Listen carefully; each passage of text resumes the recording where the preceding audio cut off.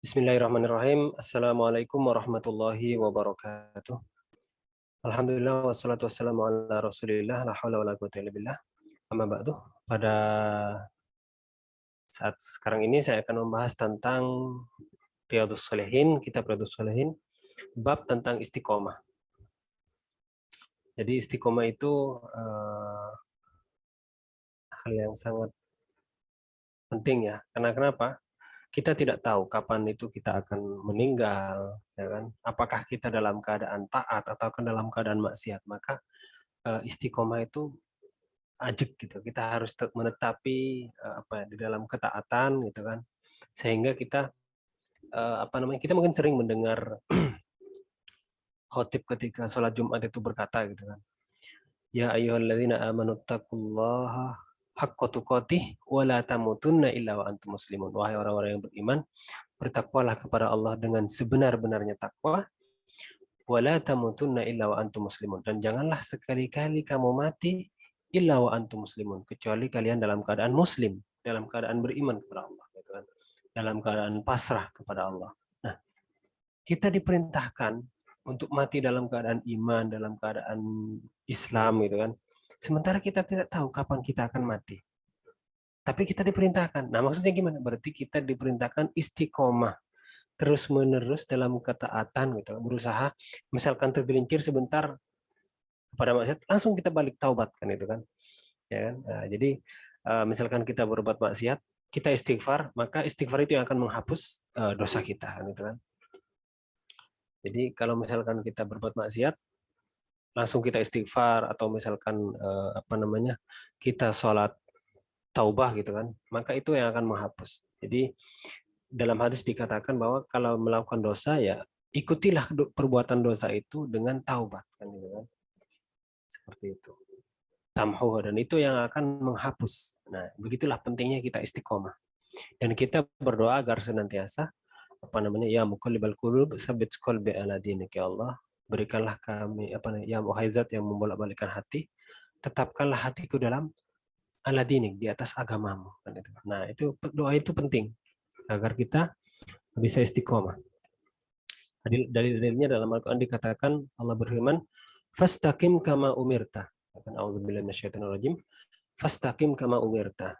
Istiqomahlah kamu sebagaimana kamu diperintah. Dalam surat Hud ayat 112.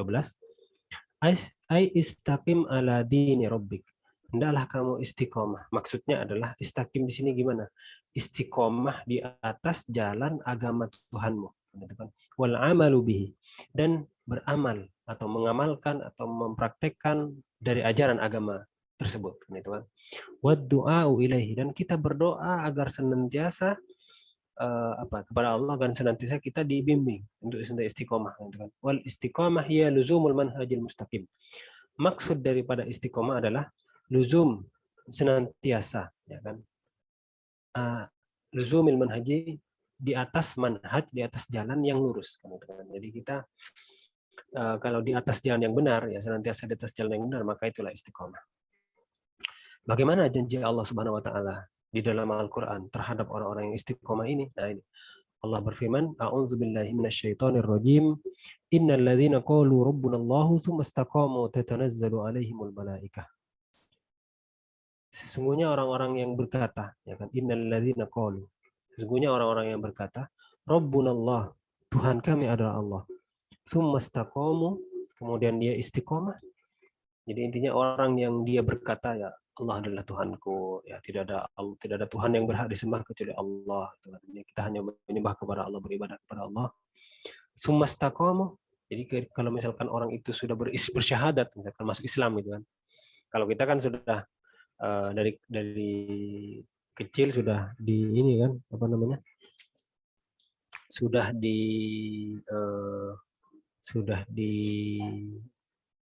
dilahirkan dalam keadaan Islam karena orang tua kita Islam. Sebentar. Jadi orang-orang yang mengatakan Rabbunallah, jadi orang yang misalkan dia Islam, baru masuk Islam, ataupun misalkan baru hijrah kan itu kan, baru mengenal Allah, baru hijrah, ya kan, misalkan dulunya maksiat, Nah, maka kalau sudah ini istiqomahlah kan itu kan. Maka kata Allah, tatanazzalu alaihimul malaikah. Maka akan turun kepadanya para malaikat. Wah, ini luar biasa. Orang yang istiqomah itu akan turun kepadanya para malaikat. Kemudian apa kata malaikat itu? Alla takhafu wa la tahzanu wa abshiru bil jannah. Yang pertama kata malaikat, jangan takut. Wa la tahzanu, jangan sedih. Wa abshiru bil jannah. Dan aku beri kabar gembira dengan surga. Allati kuntum tu'adun. Yang dijanjikan kepada kalian. Jadi orang yang istiqomah itu ya orang yang senantiasa ibadah dalam ketaatan kepada Allah itu apa namanya banyak malaikat. Jadi di rumah kita itu sebenarnya kalau misalkan rumah kita itu diisi dengan ibadah gitu kan, maka malaikat itu akan masuk ke dalam rumah kita. Dan malaikat itu tidak akan masuk ke dalam rumah yang ada anjingnya, kemudian ada lukisan-lukisan, ada patung misalkan ya. Nah itu malaikat tidak akan ini. Atau mungkin orang itu membuka aurat. Nah itu malaikat nggak masuk kan itu kan. Jadi salah satu ini ya. Jadi dulu itu Rasulullah itu ketika didatangi malaikat Jibril ketika pertama kali mendapatkan wahyu, kemudian ini kan cerita sama istrinya Khadijah gitu kan. Jadi Khadijah itu tahu dari pamannya itu Warokoh bin Naufal kalau tidak salah ya, bahwa malaikat Jibril itu sifatnya begini begini begini ya. Jadi Rasulullah itu kan umi gitu kan, nggak tahu gitu. Akhirnya untuk mengetes apakah ini malaikat Jibril atau setan yang datang kepada Rasulullah. Rasulullah itu kan orang baik, dia apa namanya mengayomi anak kecil, sering berbuat baik gitu kan, orang jujur dan seterusnya.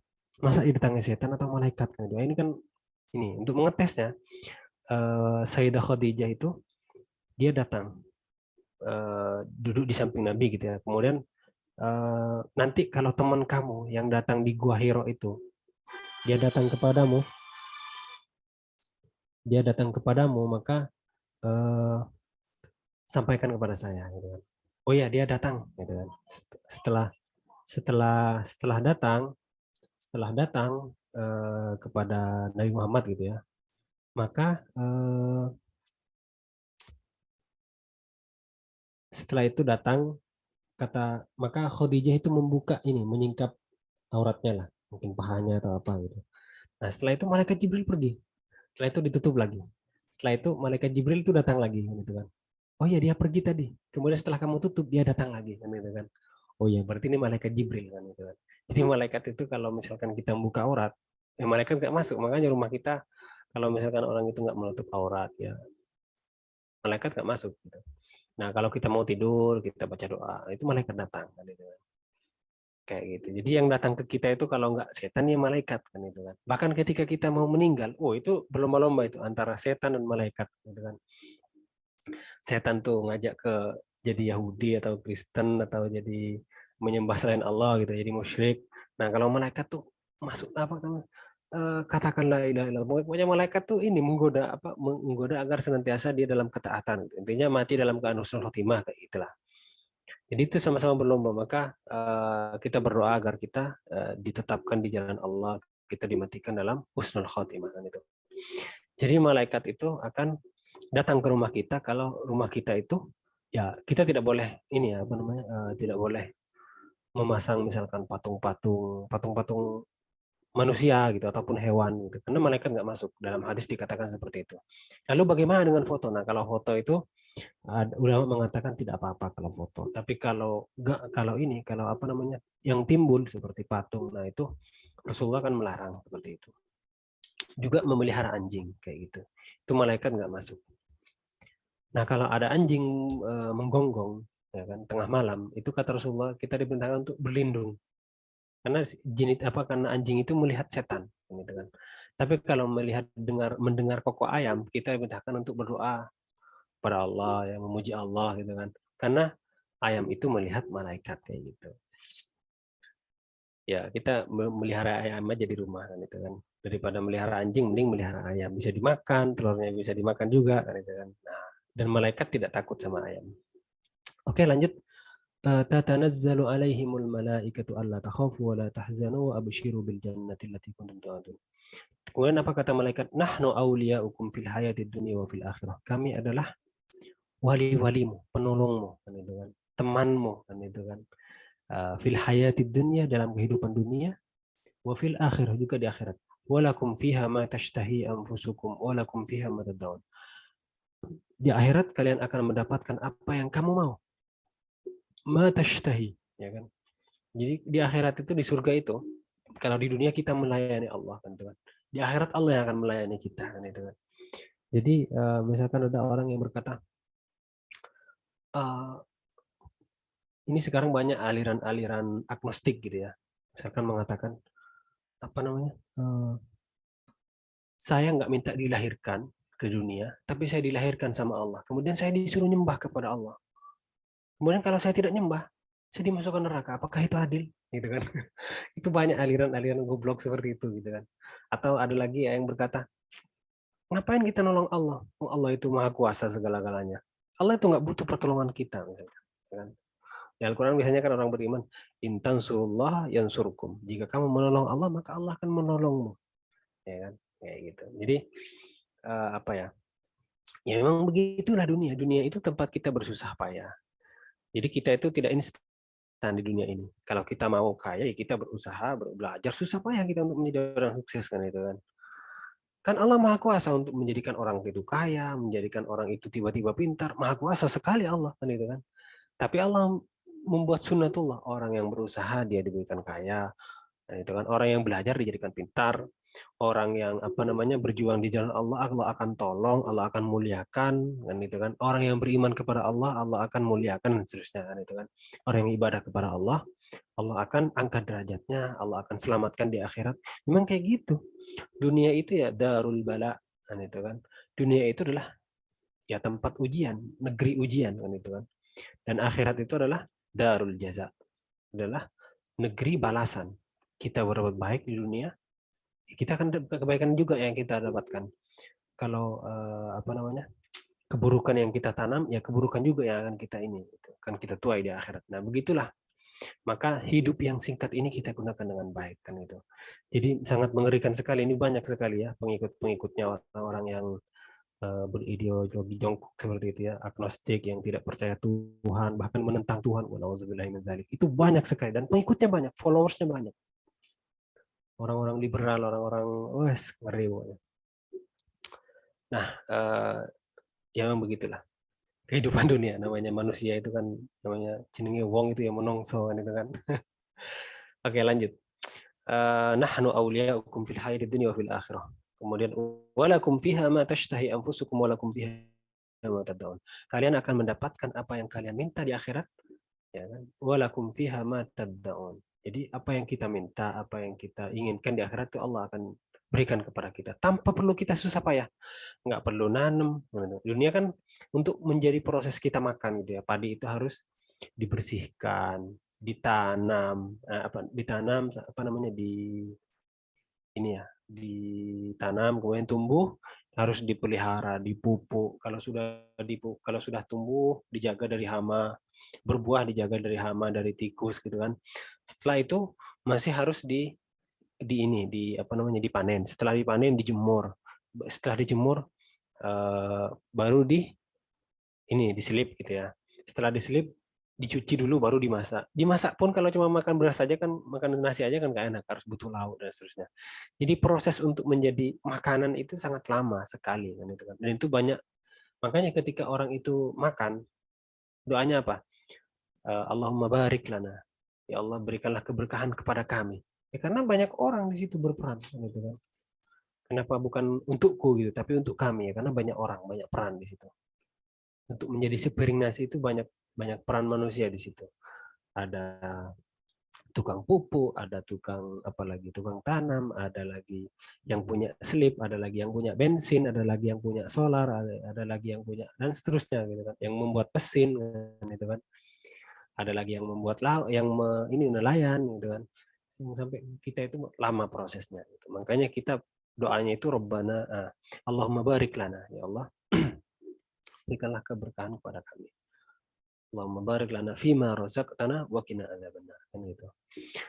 Kemudian nuzulam min ghafurir rahim, itu adalah karunia dari Allah yang Maha Pengampun lagi Maha Penyayang.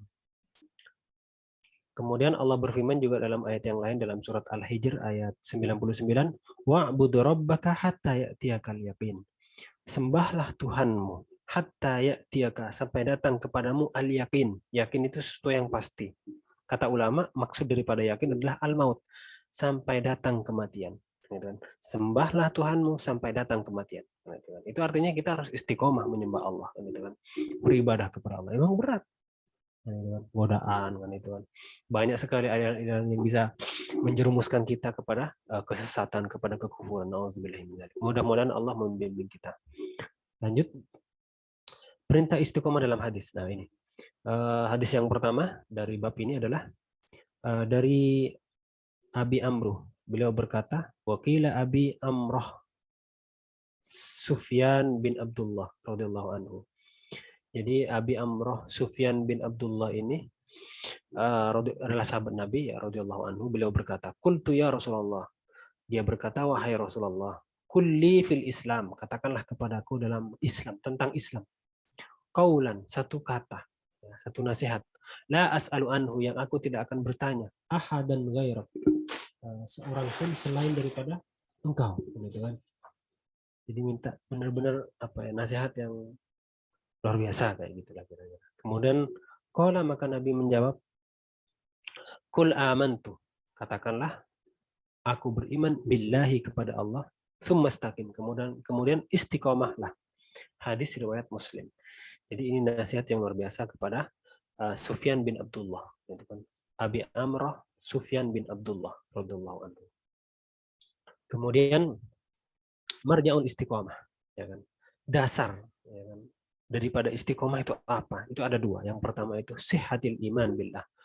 Sahnya keimanan seseorang itu kepada Allah. Jadi imannya itu harus bersih, suci, benar. Tidak tercampur dengan yang namanya kesyirikan, dengan apalagi yang namanya keraguan, ya kan, dengan kemungkaran-kemungkaran ataupun sesuatu yang membuat kita sesat atau keliberalan, misalkan ajaran liberal, misalkan kita membuat kita ragu kepada Allah, ya, ajaran liberal itu merusak akidah kita, ya nggak boleh. Gitu. Imannya harus sehat, harus benar imannya, harus iman yang lurus, yaitu iman ahlus sunnah wal jamaah. Ya kan? Yang kedua, wattiba umaja bihi Rasulullah sallallahu alaihi wasallam, bihi Rasulullah sallallahu alaihi wasallam zahiran wa batinan, yaitu mengikuti apa-apa yang datang daripada Rasulullah SAW zahiran wa batinan, baik secara amaliyah zahir maupun batin.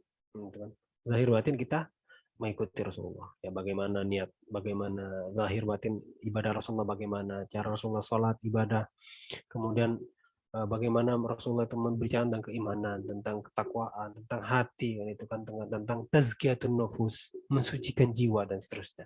Itu penting. Kemudian hadis selanjutnya, ya, hidayah dan istiqomah itu adalah karunia dari Allah Subhanahu wa taala. Nah, dalam satu hadis dikatakan, qaribu wasaddidu wa'malu innahu la yanju ahadum minkum min amali.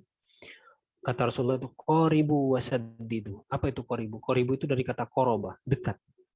Artinya al-qasdul ladzi la ghuluwa fihi wa la taqsir. Ini kata ulama. Jadi yang dimaksud dekat di sini adalah tidak berlebih-lebihan, juga tidak kurang gitu. Jadi misalkan kita beribadah, ya kita bersungguh-sungguh, ya, tapi juga kita tidak boleh lalai gitu kan. Jangan berlebih-lebihan sampai melenceng daripada syariat gitu kan. Misalkan kita ngimami, kemudian di belakangnya itu banyak orang-orang lemah, kita baca yang surat panjang, surat Kahfi misalkan, itu berlebih-lebihan. Jadi yang pendek-pendek saja, kan ada orang yang terburu-buru. Tapi kalau ada waktu-waktu tertentu, misalkan Qiyamul Lail ini sudah disampaikan, kalau sholatnya itu panjang, karena ini Qiyamul Lail misalkan, sholat sunnah, nanti yang dibaca surat ini, nah itu berarti kan sudah siap secara mental, misalkan itu. Karena Rasulullah juga ketika ngimami sholatul Lail itu, Qiyamul Lail, sholat tahajud itu ya panjang-panjang, surat Al-Baqarah gitu. Ya yang kuat monggo gitu. Saya dulu pernah nyantri, ya kiai saya kayak gitu. Kiai saya di Madura itu putranya Kiai Bahauddin Mudhari, ya kan? Mungkin teman-teman pernah dengar. Nah, jadi Kiai Bahauddin Mudhari itu seorang ulama karismatik di Sumeneb. Nah, beliau itu punya putra-putri yang luar biasa. Nah, saya mondok di pondok pesantrennya itu. Nah, beliau itu kalau sholat panjang sekali.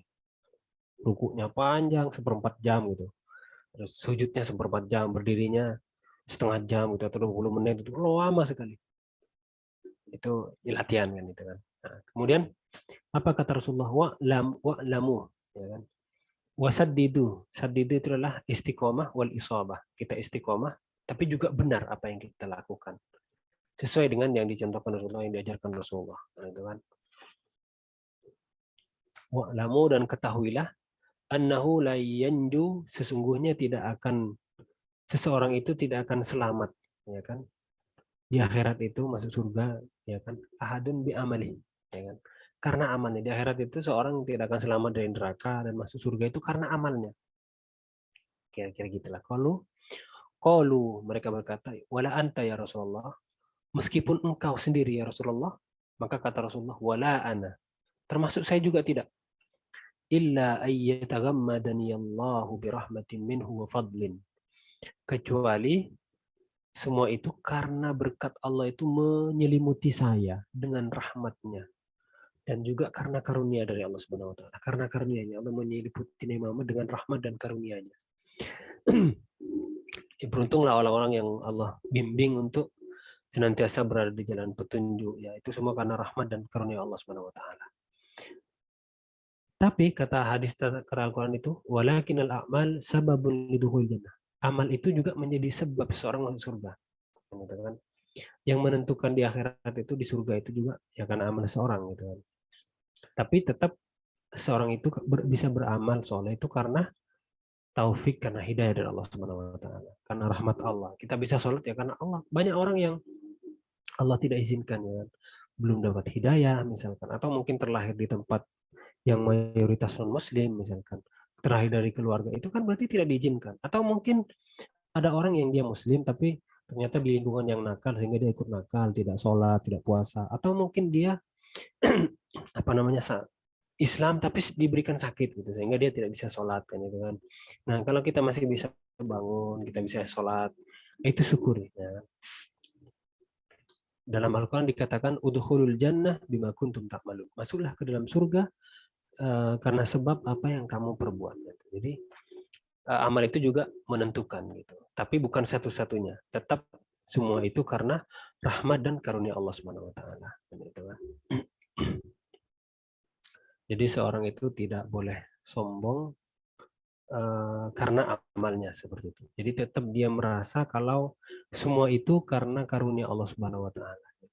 Jadi intinya seperti itu. Jadi ini adalah ayat-ayat dan juga hadis tentang keutamaan seseorang itu istiqomah, menetapi jalan Allah Subhanahu wa taala. Mudah-mudahan kita termasuk orang-orang yang diberi keistiqomahan, ya. Salah satu doa yang perlu kita baca, ya Rabbana la tuzigh qulubana ba'da idh hadaitana wa hab lana min ladunka rahmah innaka antal wahhab. Ya Allah, Rabbana la tuzigh qulubana, janganlah engkau palingkan hati kami, ba'da idh hadaitana, setelah engkau beri kami hidayah, kan, gitu kan. Jangan dipalingkan lagi, jadi sesat lagi, jadi kafir lagi misalkan. Ba'da idh hadaitana wa hab lana min ladunka rahmah, dan berikanlah kepada kami, karunialah kepada kami dari sisimu rahmat, ya kan? Rahmat dari sisimu. Innaka antal wahhab, sesungguhnya engkau adalah zat yang maha memberi. Nah, ini doa yang luar biasa Allah ajarkan langsung dalam Al-Quran, ya kan. Rabbana la tuzigh qulubana ba'da idh hadaitana wa hab lana min ladunka rahmah innaka antal wahhab. Kalau dalam hadis, ya muqallibal qulub tsabbit qalbi ala dinik wa ya musarrifal qulub sarrif qulubana ala ta'atik, kan, itu kan. Atau mungkin doa-doa yang lain, atau mungkin kita memohon untuk istiqomah, mohon husnul khatimah, ya kan. Allahumma inna nas'alukal istiqomah, Allahumma inna nas'aluka husnul khatimah, ya kan, misalkan gitu. Nah, itu doa-doa yang perlu kita amalkan agar kita tetap dibimbing di jalan Allah Subhanahu wa taala. Demikian apa yang bisa saya sampaikan pada pagi hari ini. Akhirul kalam, assalamualaikum warahmatullahi wabarakatuh.